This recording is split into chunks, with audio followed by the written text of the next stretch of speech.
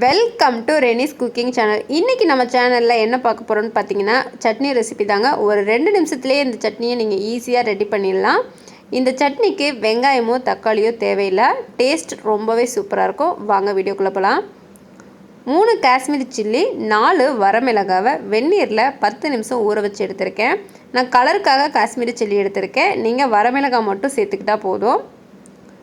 தண்ணியை வடிகட்டிட்டு ஒரு மிக்சியில் சேர்த்துக்கோங்க. ஒரு முழு பூண்டை தோல் உரித்து எடுத்து வச்சுருக்கேன், அதையும் சேர்த்துக்கலாம். இந்த சட்னியை நீங்கள் மிக்சியில் அரைக்கிறதோட அம்மியில் அரைச்சி சாப்பிட்டிங்கன்னா ரொம்பவே டேஸ்ட்டு சூப்பராக இருக்கும். இப்போ சட்னிக்கு தேவையான அளவுக்கு கல் உப்பு சேர்த்துக்கோங்க. சேர்த்து தண்ணி ஊற்றாமல் ஃபஸ்ட்டு அரைச்சிக்கலாம். இப்போ இந்த அளவுக்கு அரைச்சதுக்கப்புறம் ஒரு ஸ்பூனை வச்சு நல்லா மிக்ஸ் பண்ணி விடுங்க.